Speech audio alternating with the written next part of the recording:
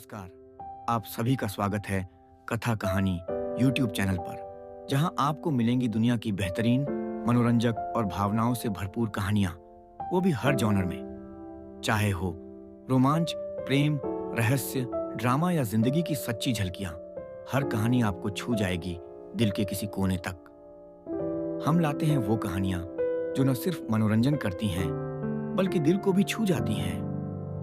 अगर आप भी दुनिया की शानदार कहानियों का हिस्सा बनना चाहते हैं, तो अब भी चैनल सब्सक्राइब करें और जुड़िए कथा कहानी की जादुई दुनिया से। लिंकन इन द बारडो एक उपन्यास है जिसे अमेरिकी लेखक जॉर्ज सॉन्डर्स ने लिखा है। ये उपन्यास 2017 में प्रकाशित हुआ था और इसे मैन बुकर पुरस्कार भी मिला था। लिंकन इन द बारडो सारांश हिंदी में। लिंकन इन द बारडो की कहानी सन 1862 में अमेरिका के राष्ट्रपति अब्राहम लिंकन और उनके 11 वर्षीय बेटे विलियम विली लिंकन की मृत्यु के बाद की भावनात्मक यात्रा पर आधारित है। उपन्यास की पृष्ठभूमि उस समय की है जब अमेरिका गृह युद्ध से गुजर रहा था। विली की मृत्यु के बाद राष्ट्रपति लिंकन उसे दफनाने जाते हैं, लेकिन कहानी की असली शुरुआत बारडो नाम की एक अजीब और रहस्यमय दुनिया से होती है। बारडो एक तिब्बती बौद्ध धारणा है जिसका मतलब होता है मृत्यु और पुनर्जन्म के बीच की स्थिति। यहां आत्माएं फंसी रहती हैं जब तक वे अपने जीवन को पूरी तरह स्वीकार नहीं करती।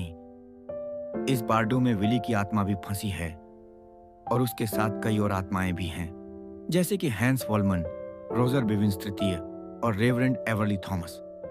ये आत्माएं खुद भी किसी न किसी अधूरी इच्छा या डर के कारण इस दुनिया से पूरी तरह विदा नहीं हो पाई हैं। उपन्यास का मुख्य भाव यह है कि एक पिता लिंकन और बेटे विली के बीच का गहरा प्रेम और मृत्यु के बाद भी उनसे जुड़ी भावनात्मक पीड़ा किस तरह से उन्हें एक दूसरे से जोड़े रखती है। जब लिंकन अपने मृत बेटे को देखने कब्रिस्तान आता है, तब विली की आत्मा को शांति मिलती है और बारडो की अन्य आत्माएं भी अपने जीवन के सत्य को स्वीकार करने लगती हैं। लिंकन और विली। बारडो की कहानी रात्रि की स्याह चादर तले वॉशिंगटन का आकाश मौन था। राष्ट्रपति भवन में चहल पहल थी, लेकिन राष्ट्रपति अब्राहम लिंकन का मन जैसे किसी अदृश्य दुख में डूबा हुआ था। उनका 11 वर्षीय प्यारा पुत्र विली लिंकन अभी अभी इस दुनिया को छोड़ गया था। बुखार ने उसका नन्हा शरीर जकड़ लिया और धीरे धीरे वो पिता की गोद में ही शांत हो गया। जब विली की आंखें बंद हुईं, तो उसने खुद को एक अजीब सी जगह पर पाया। ये न तो पूरी तरह स्वर्ग थी, न ही धरती। ये एक बीच की दुनिया थी जहां आत्माएं ठहर जाती हैं। ये जगह थी बारडो। तुम कौन हो? एक भारी आवाज आई। मैं विली हूं। मेरे पापा मुझे बहुत प्यार करते हैं, विली ने धीरे से कहा। यह जगह उन्हीं आत्माओं के लिए है जो अभी तक अपने जीवन या मृत्यु को स्वीकार नहीं कर पाए। एक वृद्ध आत्मा बोली। उसका नाम था हैंस वॉलमन। उसके साथ था एक और आत्मा, रोजर बिविंस तृतीय, जिसकी त्वचा पर अजीब निशान थे। तुम यहां क्यों हो विली? उन्होंने पूछा। मुझे जाना नहीं है। पापा अकेले हैं, मैं उन्हें छोड़ नहीं सकता।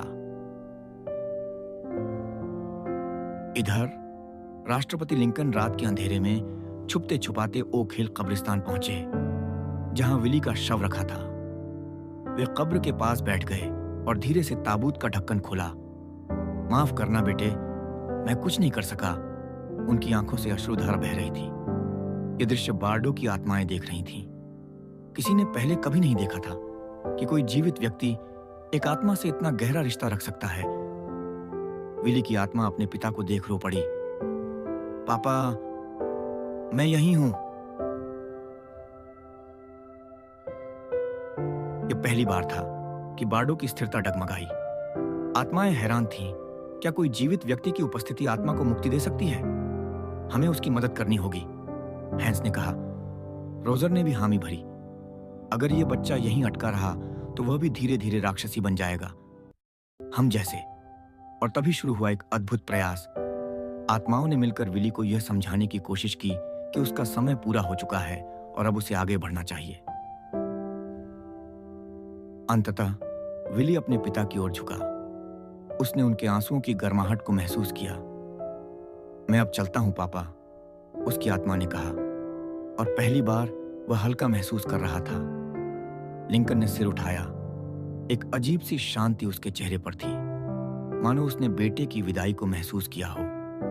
विली की आत्मा प्रकाश की ओर बढ़ी और बारडो के अंधेरे में एक नई किरण फूट पड़ी। प्रेम इतना गहरा होता है कि वो मृत्यु को भी छू लेता है, और जहां आत्माएं फंसी होती हैं, वहीं से उन्हें मुक्ति दिला देता है। जीवन और मृत्यु के बीच झूलती भावनाओं की यात्रा। अगर आपको ये कहानी छू गई हो तो कृपया लाइक करें, अपने विचार कमेंट में जरूर बताएं और इसे अपने दोस्तों के साथ शेयर करें। ऐसी ही भावनात्मक और बेहतरीन कहानियों के लिए कथा कहानी चैनल को सब्सक्राइब करना न भूलें। धन्यवाद।